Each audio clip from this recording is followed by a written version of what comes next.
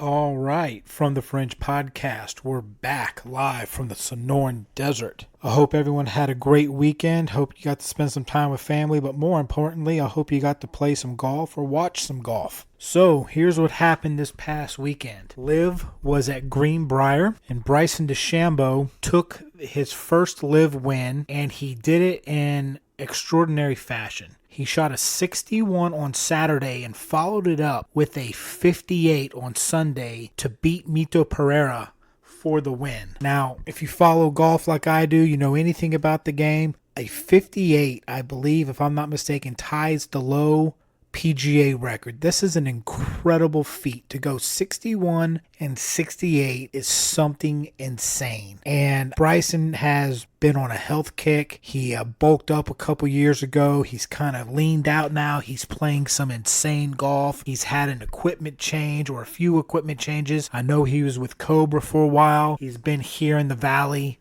working with Ping. I know he has a new driver in the bag from another company, but Bryson DeChambeau gets his first win in the Live Series, and he did it again in awesome fashion. Over on the team side, Torque Golf Club beat the Crushers, or they went 1-2. Torque is a Mito Pereira, or Mito Pereira is on Torque, and Bryson DeChambeau is the captain of Crushers. So those guys, team-wise and on the individual, were going back and forth, and it was a really good tournament to see.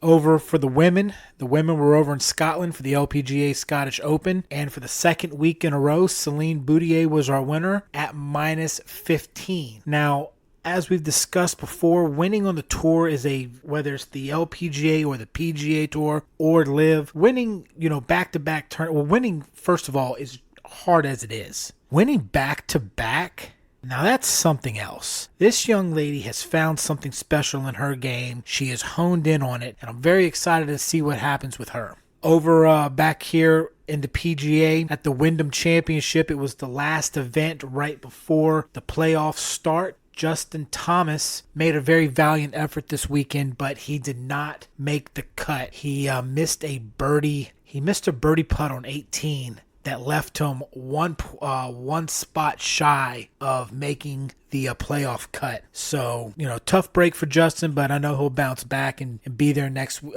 year. But it was all about Lucas Glover. Lucas Glover is a journeyman. I believe he has 3 or 4 wins on the PGA Tour. He was your 2009 U.S. Open champion. I think his last win was back at the Wells Fargo in 2019, and he got a win. He got a win, and you could tell it was just like with Ricky. Like he won, the look on his face, his family was there, his kids came running onto the green. It really was a wholesome scene. His daughter was crying, his son was really happy. It's kind of what I like about later in the PGA Tour season is once a lot of these guys have established enough points for the FedEx Cup, and after the last major, there's a lot of rest going on for some of the bigger names, so it allows some of these younger guys or journeymen to get a win or get some top 10 finishes and really strengthen their game as well. Lucas now went from, I think, if I read properly, and I'm sorry I don't have this fact or this stat in front of me, but I think he went from like 121 in the FedEx Cup to 49 with this win. So he will be there for the playoffs. So congratulations to Lucas Glover. So as promised, we have a very special guest. It's a loaded show. I don't want to keep you guys waiting. So let's get on with it. Oh yeah. Stay up. Stay there. All right, guys, as promised, we have an interview this week. We have Travis Fish. He is the director of golf at Starfire Golf Club. Welcome to the pod. Greetings. Thanks so much for having me on. Dude, this is awesome. I've really wanted to talk to you for a while. So first of all, let's just give everyone a little bit of background on Travis Fish and his immersion into the world of golf. Oh, sure. So after I got done with college at the University of Idaho, I had worked during the summers as just an assistant golf pro at the city courses in Great Falls, Montana. Okay. And then I moved down to Tucson after I graduated. And I was just going to be a golf pro, just doing some teaching and playing down in Tucson for the winters and go back home to Montana in the summers. Oh, nice. Well, never made it back home. I just started fooling people into thinking I could manage golf courses. And I started out there at El Conquistador, and that was a nice 45-hole layout layout at the time. Then I moved over to the gallery, which actually recently hosted a live event, but it hosted the Tucson Open for a couple of years. And that was a lot of fun. That was a high-end private club. And then I became the general manager at the Raven Sabino Springs, which we transformed into Arizona National. And that became the home course for the University of Arizona. So we had a teaching center out there, practice center out there for the U of A players. And then that's where they played their seasonal event. And that's also where the Pac-10 championship was held. Oh, nice. When Lorena Ochoa had won. Okay. And there were a whole bunch of great players that came through there. Paula Creamer had come through there. Ryan O'Toole. We had some side conversations, but Ryan O'Toole had come through there at one point too. So, but then I moved up here to Phoenix. And took over. I was with a golf group that had 25 golf courses around the country, and they had me take over the Raven South Mountain. Okay. So I was there for 5 or 6 years, and then I moved over to the director of golf at Leisure World, a 36-hole facility out in East Mesa. That's a retirement community, gated community. 2 fantastic golf courses that are, like, nobody knows about because they're behind. Honestly, I always look at the map of all the golf courses. I've never heard of Leisure World. Oh, no kidding. So they're called Coyote Run and Heron Lakes. Heron Lakes is a par 62 executive course. Okay. Really cool course. And a par 73 championship course, Coyote Run. We had about 700 members, and we do about 40,000 rounds between both golf courses for the year. And it was a nice job. I was there for 10 or 12 years. Then I did a short stint for a year and a half with Arcus out at Superstition Springs. And now I'm the new director of golf here at Starfire the last 3 months. It's gone by fast. So, director of golf, what all does that entail behind the scenes? Well, every property kind of has a little bit different, but this particular property, I'm overseeing tournaments, selling tournaments, making sure the tournaments go off without a hitch, making sure we've got cart signs and pairings lists and closest to the pins and scoring and all that stuff. Right. Get their food all set up, but you're also keeping the tabs on your golf professionals, so your golf shop staff, your merchandise in the golf shop. Then you take it out to the course where it's the cart guys and the golf carts and the check-in process. And then it even bleeds out into the maintenance crew. So you're working with the maintenance crew on daily setup or course conditions. Keeping track of water usage and fertilizer like we had talked about. Exactly, yeah. Fertilizers are a big expense. Bunkers are a big expense. And obviously water is a big, hot topic right now in Arizona. So we're keeping our eyes on that for sure. So speaking of bunkers, and as a director of golf, how often do clubs maintenance and revitalize their bunkers? That's a great question. So I'd have to go back into the USGA, but the USGA, the agronomy section, actually has years of lifespan for tees, for green surfaces, for bunkers, for irrigation. So bunkers last somewhere between 10 to 15 years. More often it's right around 12 that you got to change out bunkers. That's not just carve out the sand and put in new sand, but that's rebuild the interior, add in drainage underneath, then you put a liner on, and then you put the sand on. So there's a whole series to just bunkers alone. Tees are every about 10 years. Green surfaces vary from depending on what kind of surface you have on there. And then irrigation is usually 15 to 20 years before you're completely redoing your irrigation. Interesting. See, those are all the intricacies that the average guy like me doesn't know about, but I still find cool, It is, if you're a real golf geek like you and me, I love that stuff. But most people never think about, there's actually a date on all this stuff that it needs to be used by. Maintenance, all that stuff. Yeah, it's fascinating to me. So as someone who's running a big course out here in Arizona, Scottsdale to be exact, we get a lot of visitors, get a lot of traffic through here. What do you see in the state of golf? Especially on the local level as the weekend warriors and stuff like that. What are you seeing the trend in golf right now? Man, so I've been in the golf business. If you want to count me washing golf carts in Montana at the age of 16, let's count. I've been in the golf business for 33 years then. But I've been largely of importance in the golf business since probably the last 25 years for sure. Okay. And we are in some of the best state I've seen since Tiger Woods really came on board and we had that big Tiger push, right? So it's been fun to see a whole bunch of transient population. And what I mean by that is guys coming in from New York and Texas and Colorado just to play our little Starfire golf course. Right. And they've got bachelor parties and they're renting clubs and they're buying balls and they've got gloves and they've just watched the last 3 YouTube videos for some swing enhancement or last little swing tips before they go out. So I love the enthusiasm that's out there because I was also there in 2011, 2007 when things were looking really shady and we weren't in a good spot. So I couldn't be more excited about the Renaissance. I really feel like you mentioned YouTube. I really feel like the immersion, or what's the best way to say it? Just the emergence. Yeah, the emergence of the YouTube and the social media golfer has really made this sport relatable to everybody else. It's not the stuffy old codger, in the club and stuff. Now, I get out here, I see guys with their wives, their girlfriends, their kids, their buddies. I see groups of ladies playing together. Like, it's not the stereotype of golf has been blown wide open right now. Yep. And I think that's awesome. I'm glad you see it. I get excited about it because I kind of grew up in the old fuddy-duddy ways where it was middle-aged, white, male, and now it's not that way anymore. No, it isn't. I like to wear it. It's not even about the golf. Like, the things people are wearing now, especially the women when they come out, they're really like dressing it up, and they look sporty, and they look fun, and they look athletic, and they look, dare I say, even sexy. And even the guys buying the Bad Birdie stuff and the Sunday swagger. Yes. And then you see like the other brands like Nike and Under Armour really, not just from the men's side, but bringing it in on the women's side too. Like the fashion sense and the fashion side of golf has really exploded as well. Yep. So there's so many areas that you can like place an emphasis in and not even swing a golf club. You can just be a casual observer, but you can still kind of dress like a golfer because there is something a little chic about that. I see these guys coming out, they bring their girlfriend with them. The girlfriend might not play, but they dress like they're going to. And I like that they're immersing themselves in the fashion. Another thing, if I can, my old first head golf pro, she's fantastic. She played on the LPGA tour. We were driving her course one day a few years ago, and she's like, look at these guys out here in these like lifted golf carts looking like they're going to go out in the sand dunes. And this guy's got racing stripes, and this guy looks like a Harley Davidson. I'm like, why does that bother you?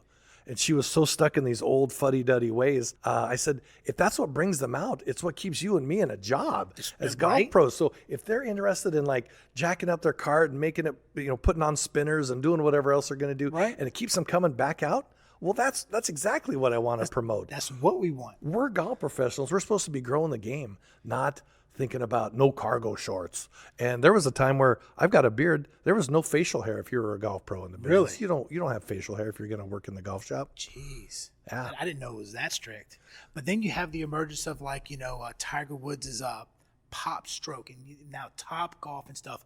And I think that's introducing people because people get dressed up and make date nights and fun nights with their friends out of that as well. And now they're swinging a club. And I wonder if out of all those people, they might not eventually reach it out to a course, but now you go, hey, let's go to Top Golf. Okay, yeah, let's go. Because now that's become an entire just, entertainment package in itself. You know what I mean? Oh, for sure. I like when I go to Top Golf, and granted, I think that kind of spearheaded some things, and I'd go there, and there were people not dressed like golf at all, not ready to be maybe on a golf course, but they're at least like experiencing it, having some success, having some fun, giving them a taste, and maybe that brings them out into my world where I can help them take the next step. I've been to Top Golf like 2 or 3 times in my life, and I'm the dude that brings my own set of clubs.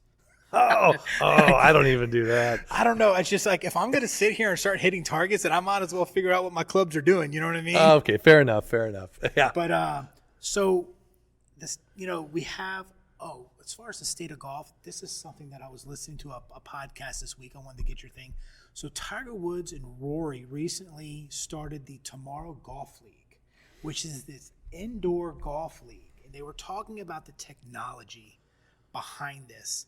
And it's going to be a stadium golf league that's going to be popping off in January. It's going to be on Monday. They're going to, like, LA has a team. Boston has a team. They're going to come up with a few teams around the country. These guys are going to play against each other. It's going to be made up of some tour pros. But the technology is they're going to hit their driver from the middle of or into a big screen, but then the rest of the golf is in an area and the greens are in an area where the technology, it's shifting levels. Do you know anything about this?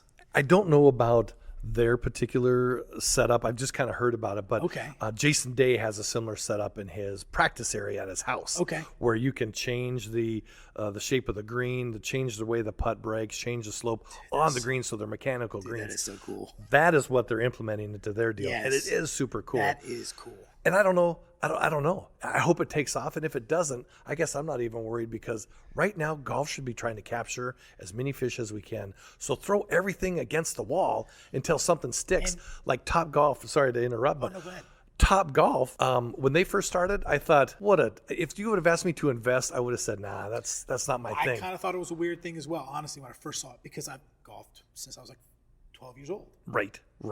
So, but I see the people it's bringing out, and I see that they're filling up bays, and on a Thursday night in season, that place is packed, and you got a waiting list, right? So, yes, thank you, Top Golf. That's fantastic. I don't have all the answers, but I'm glad to see that we're throwing things against the wall. That one stuck. And then, if Pop Stroke sticks, if Tiger Woods' thing. Yeah, Tiger Woods' thing. Being here in the Valley as well, we got a lot of spring training. And then during spring training, you'll look on social media, and these ball players, where are they in the evenings? Yeah. They're at Top Golf playing, hitting the balls and stuff. And so I'm kind of like you. When I first saw it, I was like, really, who wants to go do this? You know what I mean?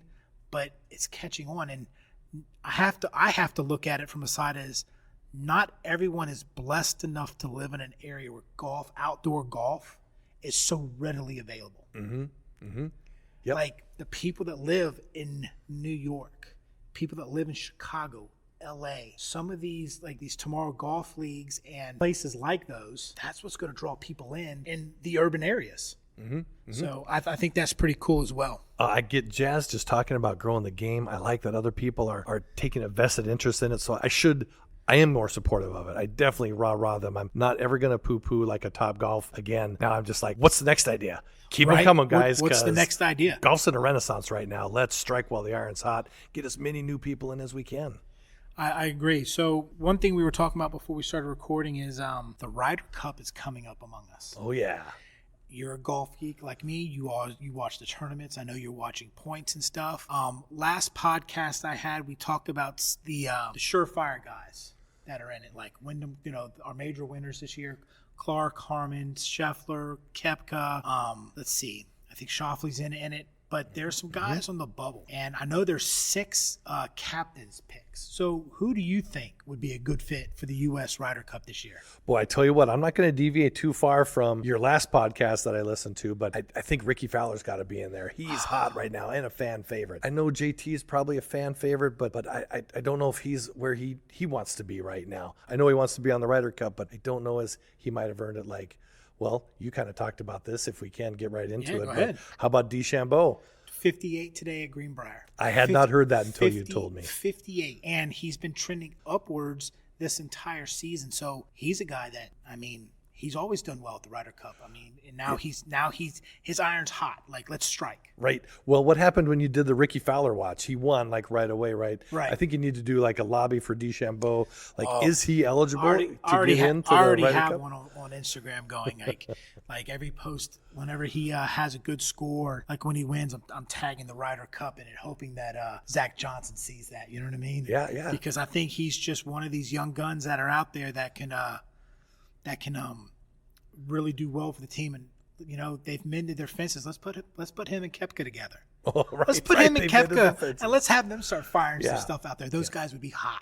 Well, I guess if Koepka made the team, then DeChambeau should at least be considered. He should be considered, right? yeah. And if you think about, was it the Ryder Cup or was it the President's Cup where he was really into his beefing up and his driving, and he drove that first green at I believe it was the Ryder Cup, and everybody got pumped, and he's pumped, and I think he brings more energy. He kind of wants those more he energy was talking guys. about that dirty bulking of his. I immerse myself in videos and stuff like that, and he was saying that was a really unhealthy bulk of his.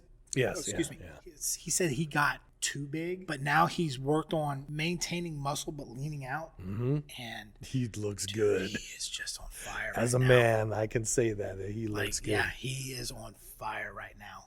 So then on the women's side, I'm always an advocate for the LPGA because my base statement is, if you want to laugh at that, their game is more like the Weekend Warriors game than anyone else out there.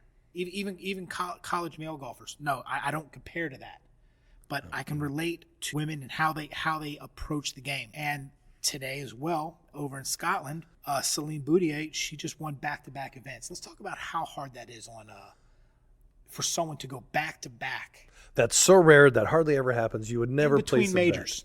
In between majors, by the way. And I just won a major, and I'm going to win this other Scottish Open. She has found something in her game, and does she go for the three-peat? be kind of cool. Now I'm interested. See, remember, everybody, this is the energy Tiger Woods used to invoke. Exactly. Hey, is he going to win next week? Is he going to win again? What's the next thing he's playing in? And now we're like, ooh, Celine Boutier, can she do the turkey? The trifecta? Right? Oh, Bryson DeChambeau just shot a 58, lowest ever in live history. History because they're about a year old, but still lowest round for it to come from behind for his win. What is he going to do? Is he going to make the Ryder Cup? Like now, all of a sudden, because you have the Live and you have the PGA Tour. Now you have this thing in the middle of the Ryder Cup. It's like, who makes it? Like now you got all these golfers from everywhere. Like, who makes it? It'd be kind of cool if there's something where a collegiate golfer could get into something like that too. Right. What about even like? Hasn't Taylor Gooch been like a caught commodity on Live? And I think he's like the points leader in Live. He is right now. Like I haven't checked the recent points, but going into this week, he was the points leader. And another one off of Live was Matthew Wolff. And I know there was some drama with him and his team captain Brooks Koepka a few weeks back, and Koepka kind of aired some dirty laundry saying the dude's not trying. But then all of a sudden, through Friday and Saturday, Wolff came out and was leading that tournament. And he was playing some really good golf. And, interviewing him, he seemed to be in a really good headspace. And it's like, now I'm looking at this team dynamic over there, and it's like, was that Koepka, as most people would say, is that Koepka just being a dick? Or is that him trying to push a teammate to get to a potential where we all know Matthew Wolff could be? Right. So then it begs the question, I try to put myself in Matt's shoes. It's like, no, man, I was going to play well this week anyway, but you're getting all the credit for pushing me. Or maybe Matthew was actually pushed. Who knows what motivates him. Exactly. But I'd hate to give Koepka the credit if I was going to play well anyway, because I am trying, dude. Get off my back. But it's just, there's so many intricacies in how these guys work, and egos motivate these guys, right? Egos motivate these guys. So yeah, if you're going to call me out like that, yeah, maybe I am going to play harder just to shut you up and show you that I can actually do this. Right.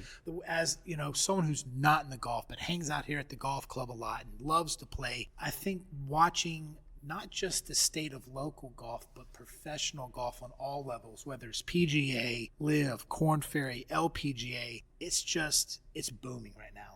Like you said, it's a renaissance and we're booming. So I personally am excited about it. Yep. Well, like I've talked about with many golf professionals, it's like, what are we going to do to make the game more approachable? Can they come with their shirts untucked? You bet. Can we finally just wear a T-shirt? Heck, we've been selling them in golf shops, resort shops forever. Can my golfers now wear a T-shirt? Can they have some cargo shorts? And a lot of these, like at least the major sporting brands like an Adidas, an Under Armour, and I think even Peter Millar and Nike, they wear those. They have those like moisture wicking, like 3-button, T-shirts. Tiger's has worn those on a tour before. Yep. Like why not? Well, look what happened now. Do you remember how many years ago was it? Tyrrell Hatton won, and he was wearing a hoodie. Oh my God, the hoodie. The debacle. hoodie oh gate. Oh my God, people freaked out about that. Now what do you see? Yep. Jordan Spieth was wearing a hoodie. All those guys are wearing hoodies out there. What is it? Bad Birdie, Robeck, Proud 90. Like you said, Jordan Spieth with Under Armour. Now they all have hoodies. Yeah. I've got 3 myself. They're trendy as heck. I love them. I love my hoodies, and it's just like, we were talking like there are certain things, the old school respect of the game and etiquette that, yes, I do believe we need to uphold. And that's just me. But then there's some of these other things about fashion and whatnot that if you want to grow the game, then you have to look at the market that's going to grow it. And that's the younger generations. And you have to, I don't want to say cater to them, but you have to make them feel included as well. Right. Well, just make it accessible. Exactly. Don't let people feel intimidated. Boy, let down the gates. Let them know that we're an open facility. We used to make fun of people, and I shouldn't probably say this, but for your listeners, that if they carry their clubs like they're doing a bear hug and they walk in the golf shop, we're like, oh boy, this is going to be a long day. But now I look at it differently because I'm not such a golf snob. It's like, oh, here's a guy new to the game. He doesn't know the etiquette, if you will. You don't need to bring your clubs in the golf shop, and you definitely don't carry him like you're hugging a bear. He just might not know. He just doesn't know, but he's excited. He got a set of clubs. He wants to go out and play. So I loved like taking those guys aside and go, hey, you know what? Let me take your clubs. We're just going to set them out here. It makes it so much easier when you check in the golf shop instead of like, hey, don't bring your clubs in here, dude.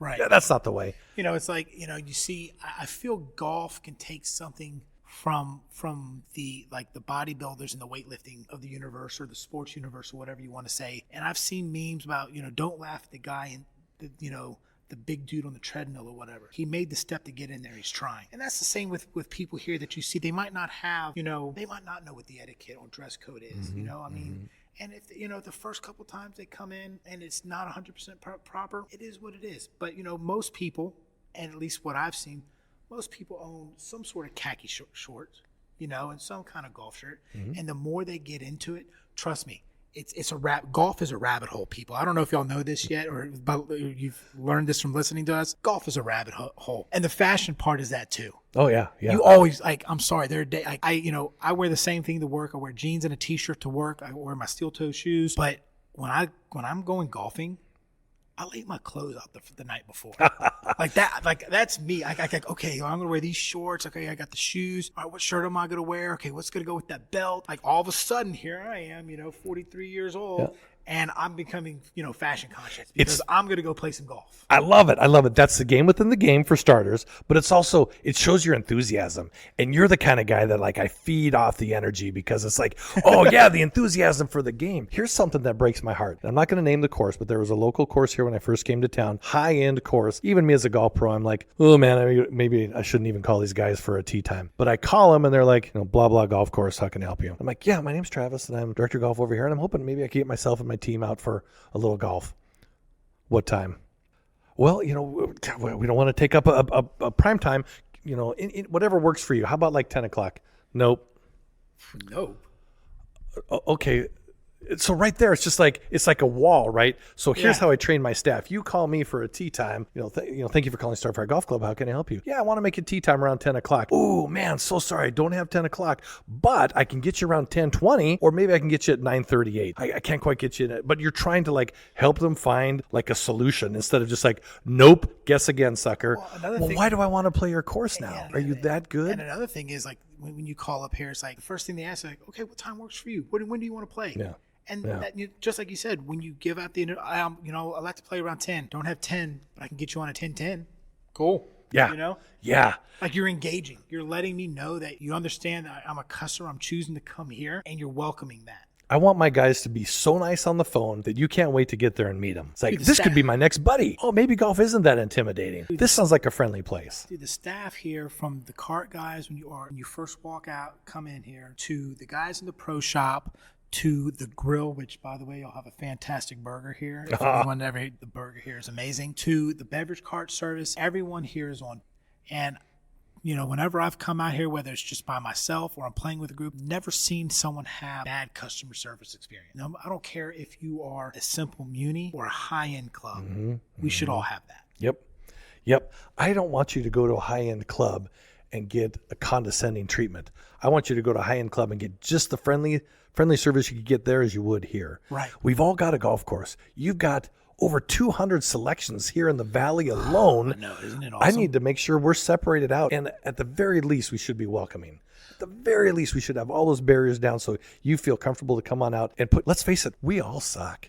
We all had crappy shots. Oh, yeah. I might hit a little more than that guy. That guy might hit a little bit more than me. But we all had crummy shots, and we need to know that that's our lowest common denominator. We can hit a shot just as bad as the newest beginner at any given time, even the guys on tour.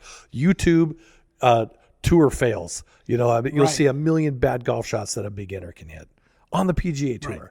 So it's we need to remember that. We can't get on our high horses golf pros and just be so condescending. I feel we could probably talk for hours about all this stuff. And I love way it off too. Track. So before we go, we were kind of talking about it before, but give me 2 of your best golf stories from within the industry that you've experienced in your 30 plus years around here. Some that just going to make people chuckle and be like, no, that really happened. Yep. Some I can't tell. We need a totally different podcast and maybe with less listeners. So, cause some I just can't tell, but, I can tell you one where we had a guy during the high school championships on these railroad tracks behind a par 3 green, really close to the par 3 green. I was working the golf shop. These girls came in laughing, and I'm like, "Girls, what are you laughing about?" They're like, "Oh, there's this guy behind the green. He's wearing the long trench coat and he's exposing himself. It's really funny." I'm like, "Oh, that's not funny. we gotta put an end to this." So this guy, every time these girls would come by on the green, he would expose himself. So We called the cops. The cops get up there on the railroad tracks. And if you guys have been on railroad tracks, there's the railroad ties, and then they're really on like sharp, angular rocks. Yes. These cops come barreling at this guy, and his coat flies open as he runs away, and they tackle him, and they just all pile on top of him, and he just grinds the whole front of himself. Road rash. In a lot of road rash. Man. And it was, and the girls on the green were cheering and clapping, and I got into it too, and these cops just hauled that clown away. That was pretty funny. There was another time where people, maybe this is for the golf dorks in there, but tee times aren't like 7 o'clock, 7:05, 7:10. They're not on these round numbers. They're usually based on numbers. So it might be 9-minute intervals or 10-minute intervals or 8-minute intervals. I was at a course where it was 6-minute intervals. So if we started a time at 5 o'clock, then the next time was 5:06, then 5:12, and so on and so forth. And after you go around enough times, it doesn't come out to an even number. So I had this guy call for a 7 o'clock tee time. I said, "Oh, sir, yeah, you're in luck today. I can get you at 7:03. And he's like, 7:03. Gosh, you got anything a little closer to 7? I'm like, yeah, you're lucky. I got the next tee time, 6:57. 6:57. You don't have 7 o'clock. I'm like, no, I've got 7:03 or 6:57. He's like, I'm going to have to call you back. No, he did not. We're plus or minus 7 o'clock here, plus or minus 3 minutes. Right. You want how tightly are you scheduled? And maybe that was me not being able to explain how intervals work for teeing people off. You got to give. I've people always time wondered to about play the out intervals there. and how those come up. I mean, yeah, super fancy courses that aren't revenue worried. They're doing 10 and 15-minute intervals. A comfortable is somewhere between 7 and 9. Okay. And then if you're at a high-end municipal course, which I was, we were at 6 and we were packing them in there. It's not conducive. The USGA studies, it's not conducive to fast play. But anyway, I'm going on and on, but that's just, I've got a million of those stories that I could tell you. Well, I have to have you back on. Travis, again, thank you very much for coming and joining me today. This has been really fun, and we definitely need to get you back on here at a future date. Well, thanks for getting me all juiced up about the game. I always love talking golf. Pleasure, Joel. All right, bud. I am proud to announce that the From the French podcast is brought to you by Shank It Golf. That's right, we've got the Shanks. At Shank It Golf, you can find golf polos, bags, and accessories, and let me tell you, they are some of the hottest ones on the market. So visit shankitgolf.com, use the promo code FRINGE15 for 15% off your order. Or better yet, you can jump over to the Instagram page, give us a follow, and click the link and do your shopping from there. That is shankitgolf.com. Yes, we at From the Fringe have the Shanks, and we want you to have them too. Oh yeah, stay there. All right, Fringers, before we wrap up this week's episode, let's talk about what's next. What's next for professional golf? We got a big golf weekend again, and it's going to be pretty exciting. There's going to be a lot to watch, a lot to follow, so let's get into it. The ladies are, again, still over in Britain, and they have the Women's British Open. It's the last major of the LPGA season, and I'm going to be quite frank, we got a bunch of names. We've seen a lot of people emerge and do a lot of great things, but I'm going to be on the Boutier watch because this young lady is doing something special, and I want to see if she can take her second major of the season and 3 tournaments in a row. It's going to be something special to watch, and I can't wait to see the outcome of that. Liv is over at Trump Bedminster. In the team standings, the 4 aces still lead the team standings, followed by Torque Golf Club and the Stinger Golf Club. 4 aces have 168 points. Torques 161, Stingers 140. Over on the individual side, Taylor Gooch is still leading the individual standings with 145 points, followed by Cam Smith at 139 and Brooks Koepka at 112. So next we have the PGA FedEx Cup playoffs. This is a 3-tournament playoff with a progressive cut. So we're going to start this weekend with 70 golfers. After this weekend, the cut will be 50, and then going into the final tournament of the season, it will be 30. So we will be on the Ricky watch. You have to think John Rahm and Scotty Scheffler are favorites here, but again, it's anyone's golf right now, I guess. I don't know how else to say it. with that, that's what's going on this week. I'm excited to watch golf. I'm playing this weekend. I hope you are too. So don't forget, Shank It Golf, Fringe 15 is your promo code there. Get yourself some cool gear. Check us out on Instagram, from_the_fringe. I will have a list of the players that made the FedEx Cup playoffs, so you can go check that out. Threads has the same tag handle. Then we're over at X at FRMTHEFRINGE. With that, again, I hope you guys have a great weekend. I hope you get to play some golf. Y'all be good, stay safe, and hit 'em straight.